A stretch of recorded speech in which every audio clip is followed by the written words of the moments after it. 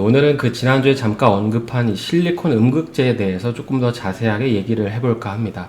일단 이제 해당 내용을 자세하게 살펴보기 전에 이제 현재 국내에서 이 실리콘 음극재 사업을 영위하는 기업들이라고 했을 때 관련 기업들을 좀 보게 되면 일단 이제 대주전자 재료가 있죠. 그리고 또 그 안에서 첨가제로 대표되는 이 나노신 소재를 좀 꼽을 수 있을 것 같은데, 그래서 최근 이들 기업들이 왜 이렇게 좋은 흐름을 보일까를 좀 보다 보니까 아마도 이제 보시는 이 기사의 내용이 좀 여파를 미친 게 아닌가 싶습니다.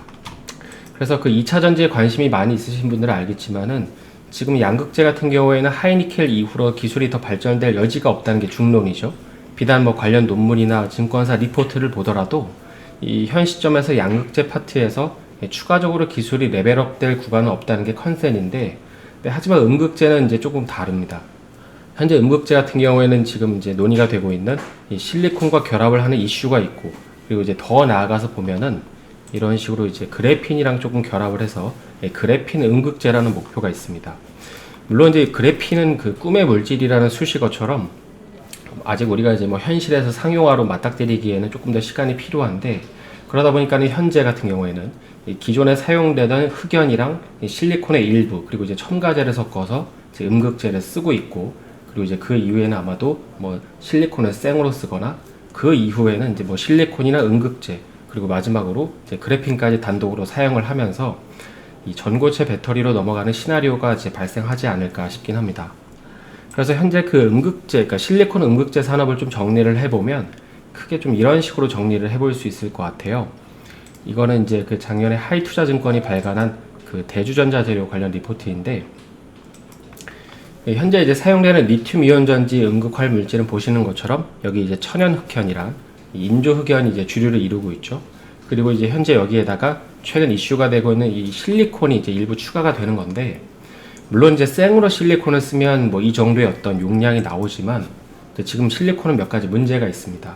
뭐 잘 아시는 것처럼 일단 충방전 동작을 계속하면 이 전해액과 반응을 하죠. 근데 이제 이 과정에서 이 리튬 헥사 이제 플루오로 실리케이트라는 걸 직접적으로 이제 생산을 하게 되는데, 이렇게 되면은 이 가용 가능한 리튬의 숫자가 이제 줄어들게 됩니다. 그러니까 리튬의 숫자가 줄어든다는 거는 이 배터리의 용량이 줄어든다는 말이잖아요. 그래서 현재 그 실리콘 음극재 같은 경우에는 이런 문제점도 있고, 그리고 또 무엇보다도 이제 가격이 비싸기 때문에 이제 이걸 생으로 이제 다 못 쓰는 겁니다. 그래서 현재 같은 경우에는 이제 흑연에 더해서 약 5% 정도만 이제 실리콘을 첨가해서 쓰고 있는데, 그래서 뭐 실제로 여러 사례들을 보면은 또 이제 배터리마다 기종별로 다르겠지만 일반적으로 실리콘을 2%만 쓰면 전체 배터리 가격은 한 2%가 오르고, 이 음극재 부문만 보면 한 10%가 오른다고 합니다. 그리고 이제 조금 더 높여서 이 실리콘 함유량을 10%까지 끌어올리면 이 음극재의 원가 부담은 이 50%까지 이제 올라간다고 해요.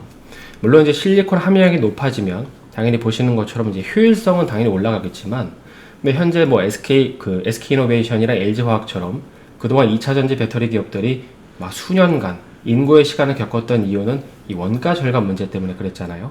그래서 현재 뭐 중국이나 이제 애플카 얘기도 보면은 일단은 주행거리보다도 안전성, 그리고 이제 가격에 방점을 찍고 있기 때문에 이제 이런 추세라면 실리콘 음극재는 가격을 조금 더 낮춰야 한다라는 이 문제점이 있습니다.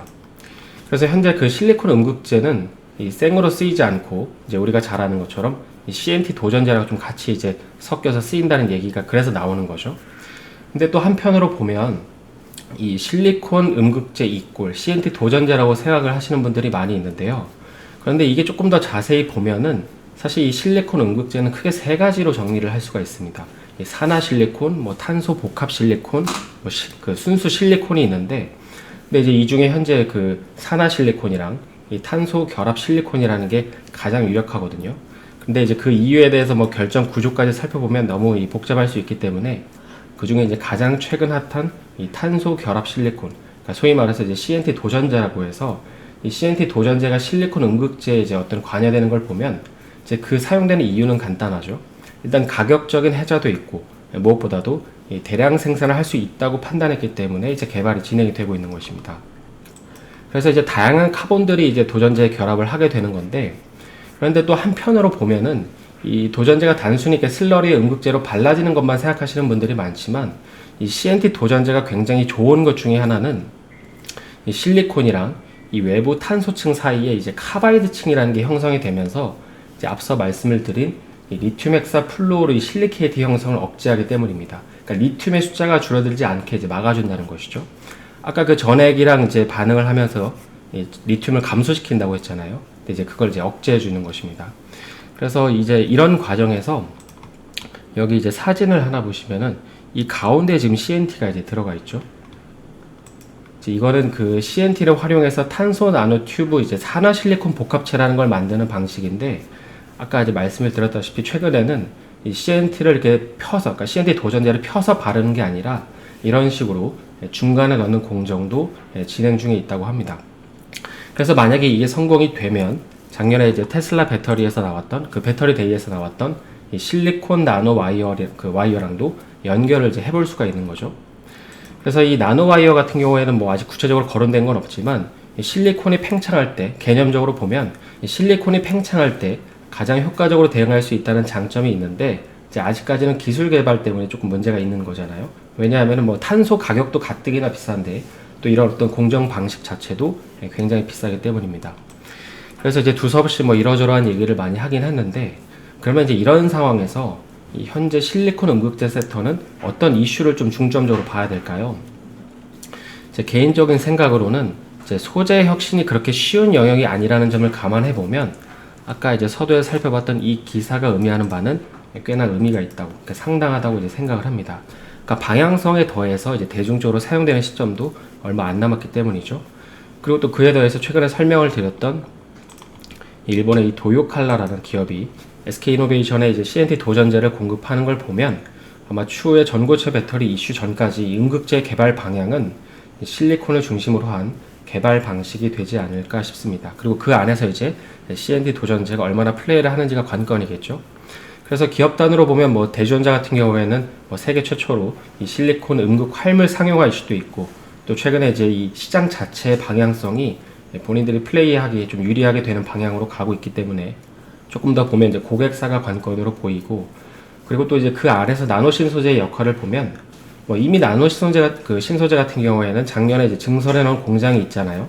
그리고 또 최근에는 이제 뭐 그 오프 더 레코드인지 모르겠지만 SK이노베이션이랑 같이 협업을 한다는 얘기도 들리고 있는데, 그래서 현재도 이제 매출이 찍히고 있지만 이에 더해서 추가적으로 조금 더 그 매출이 얼마나 나오는지를 지켜봐야 할 거라고 생각이 듭니다. 특히 이제 나노 신소재 같은 경우에는 조금 더 잘 아시는 분들은 이 디스플레이 쪽에도 현재 이슈가 있기 때문에 단기적인 관점으로도 조금 지켜볼 수 있을 만한 포인트가 되지 않을까 싶긴 합니다. 그래서 오늘은 그 실리콘 음극재 파트에 대해서 조금 더 깊게 살펴봤는데요. 이제 이런 내용들이 조금 설득이 되시는 분들은 조금 더 찾아보실 수 있겠습니다. 남은 하루 마감 잘 하시고요. 저는 내일 다시 인사드리겠습니다. 오늘 영상이 도움이 되셨다면 좋아요와 구독 부탁드립니다.